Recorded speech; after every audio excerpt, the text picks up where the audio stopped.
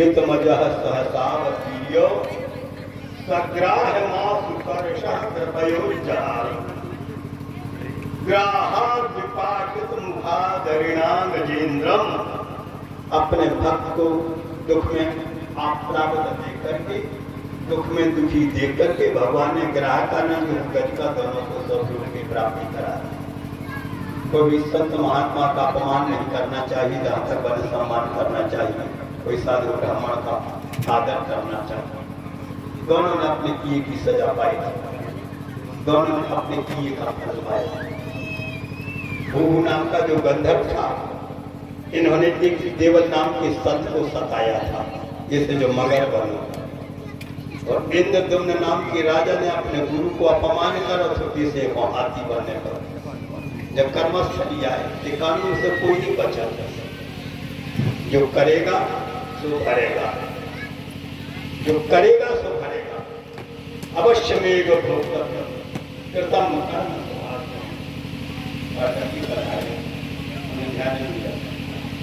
अच्छे आ गए।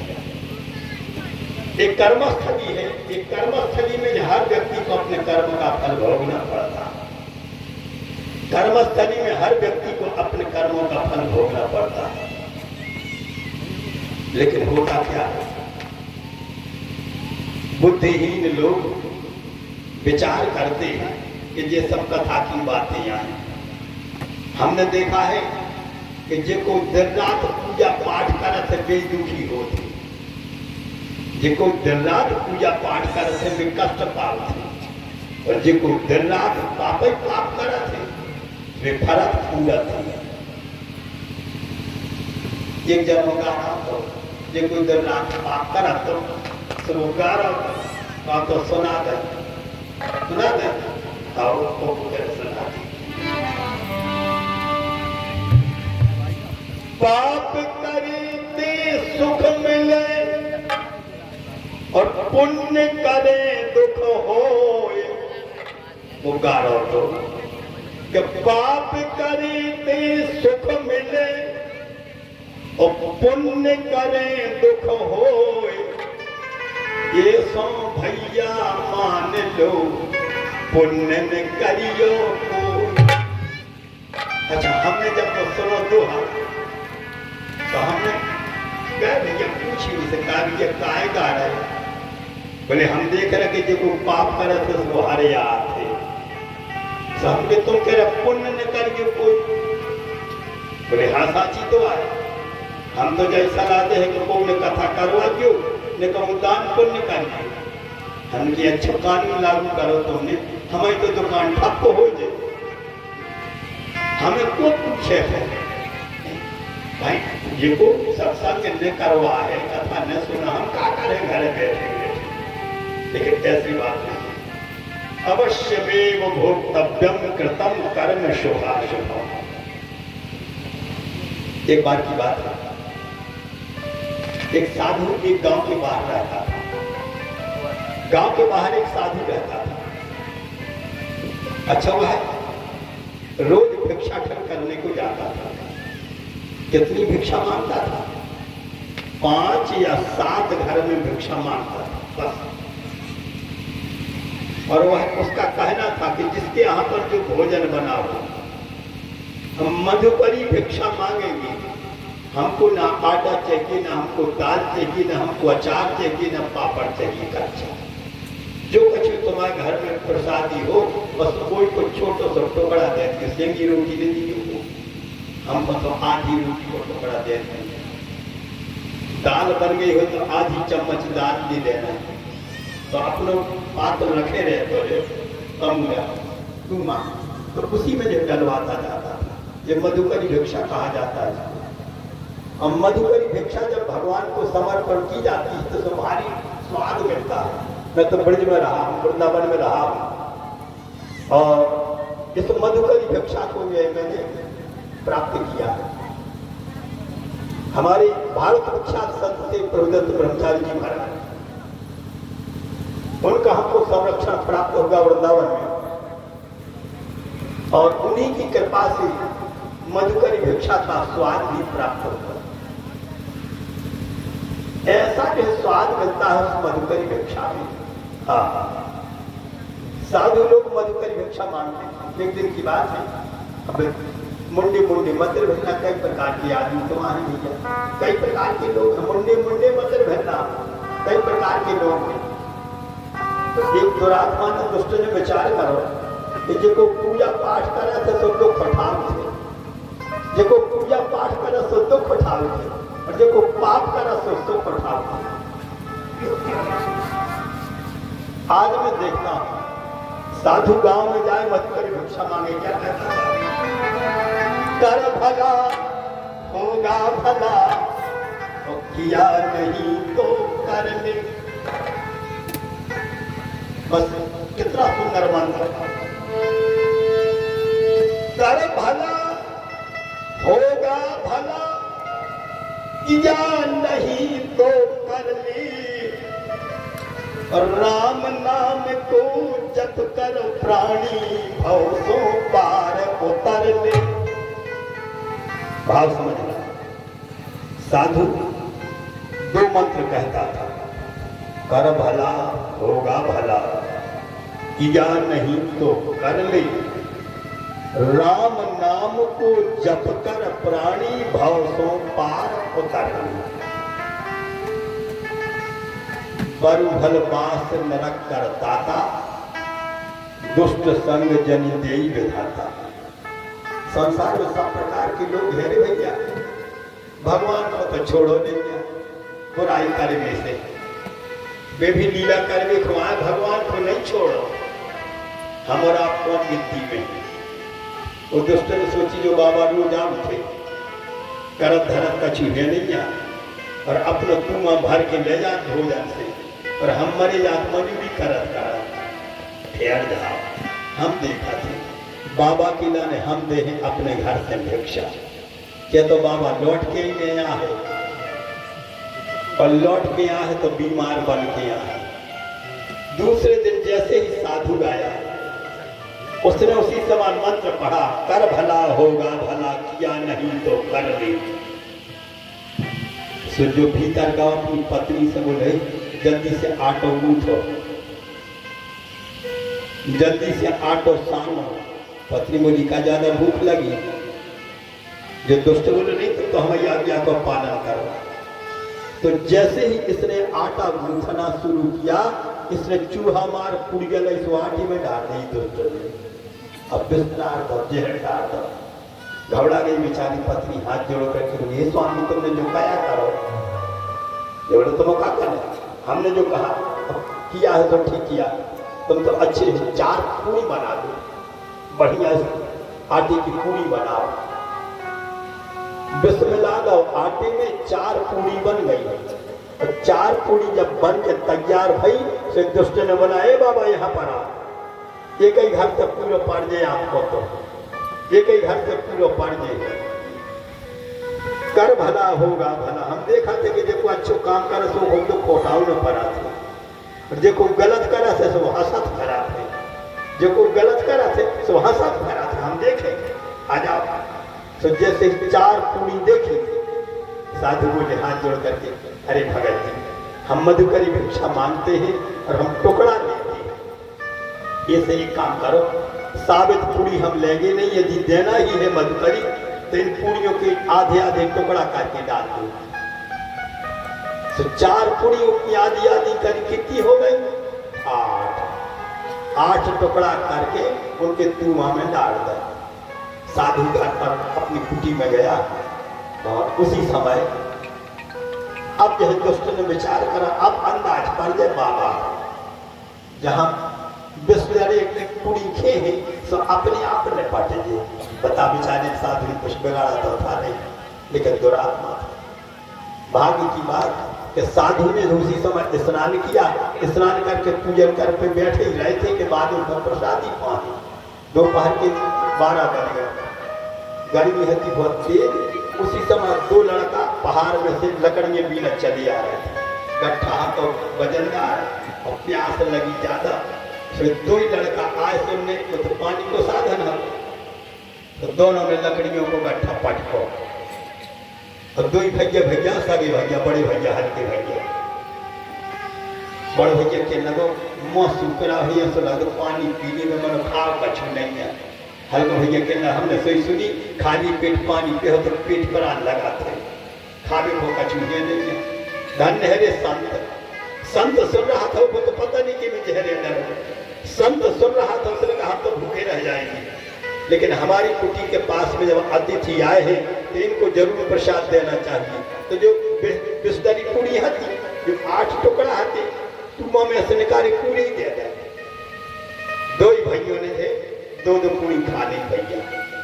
अब लेकिन वो मंडर होता जे है, जैसे ही पूरी खाई जल पियो सब से चक्कर आने लगी। ये भैया कहने बड़े भैया हमें तो चक्कर से आ रहे हैं। बड़े भैया कहने हमें ऐसा लग रहा है आपने बड़ी मुश्किल से गट्ठा उठाओ और गट्ठा उठा के जो है घर पे पहुंची।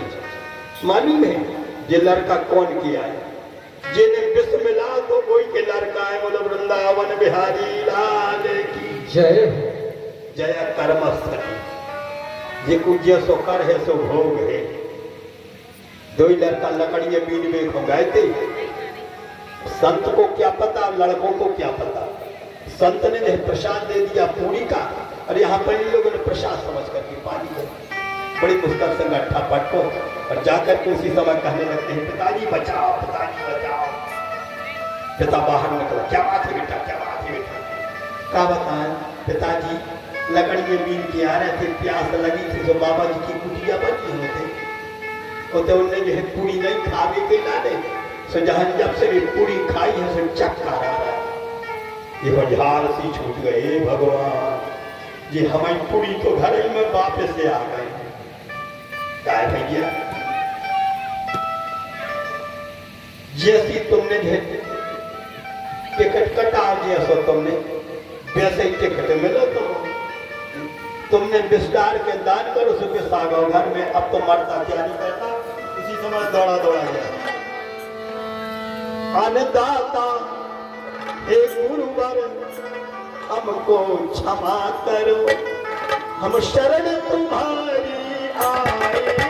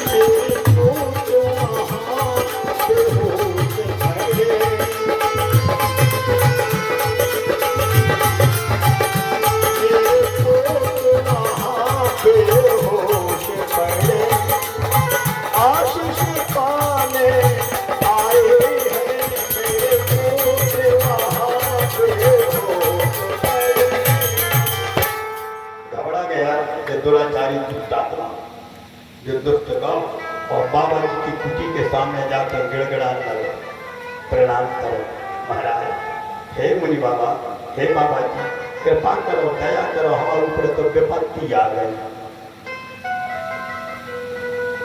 बाबा जी ने सुनी तो बड़े प्रेम से कही, काय भगत जी इतने काय दुखी हो रहे, तुम तो बड़े धर्मात्मा हो, तुमने तो हमारा ने 4 पुड़ी दान में करी थी। आज ये बोलो धर्मात्मा नहीं है, हम तो भारी दुष्टात्मा। हमने तो आपके लाने पूरी नहीं थी दान में, लेकिन वो में तो विष में लो तो जहर में लो तो।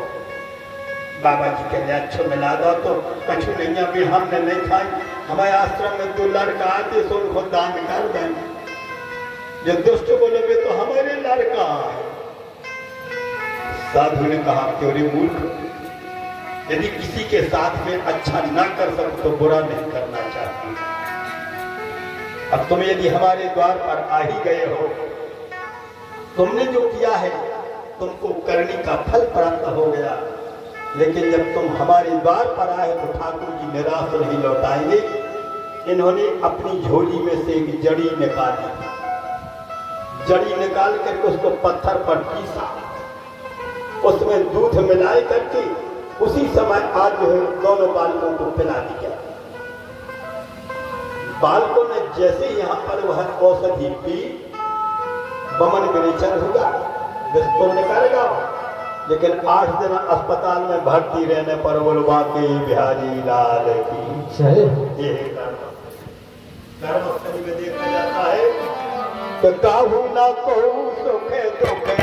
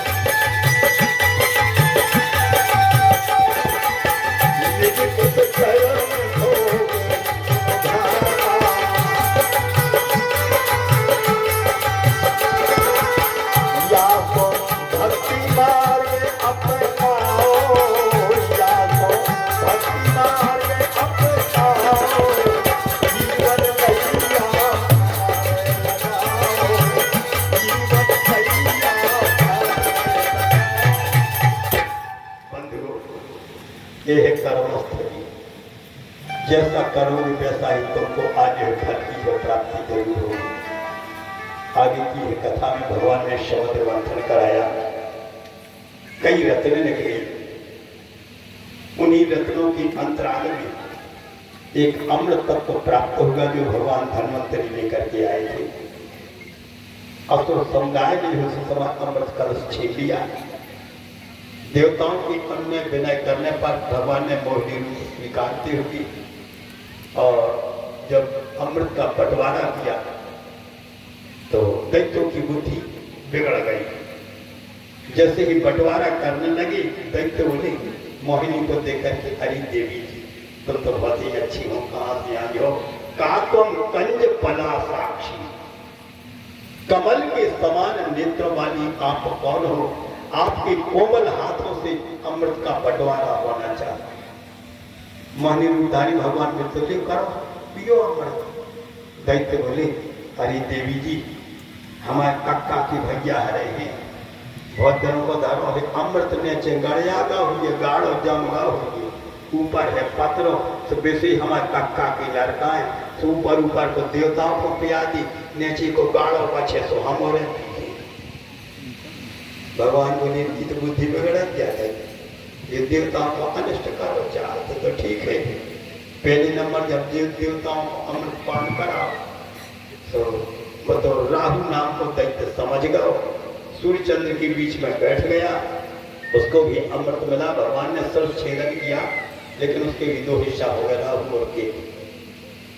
और अमृत कलश छोड़ करके ये भगवान मोहिनी रूप में चले गए। इसके पश्चात देवताओं का दैत्यों का घमासान युद्ध हो गया, तो भी यह दैत्यों ने इस पर ऊपर आधिपत्य किया और कब्जा जो है राजा बलि का हो। भगवान वामन बन करके अपने राजा बलि के द्वार पर जाए करके और बड़े प्रेम योग के साथ 3 पद पृथ्वी का उन्होंने दान स्वीकार किया। तंग बटुम वामनम दृष्ट्वा मोदमाना महर्षयः, तंगबटुम वामनम दृष्ट्वा मोदमाना महर्षयः, कर्माणि कारयामासु पुरस्कृतो ययि। भगवान अपने भक्तों का कल्याण करने के लाने, उनके कर्मों का फल देने के लाने समर्पित हो गए। भगवान ने वामन अवतार धारण किया।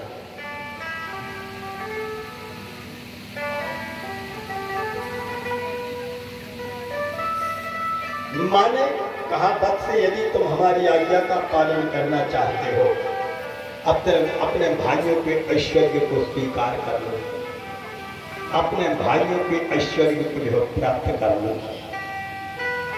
तो उस समय राजा बलि रेवा तट पर यज्ञ कर रहे थे और जैसे ही आज भगवान वामन पहुंचे तो जिन लोगों ने जो प्रेमयी भेंट समर्पित की थी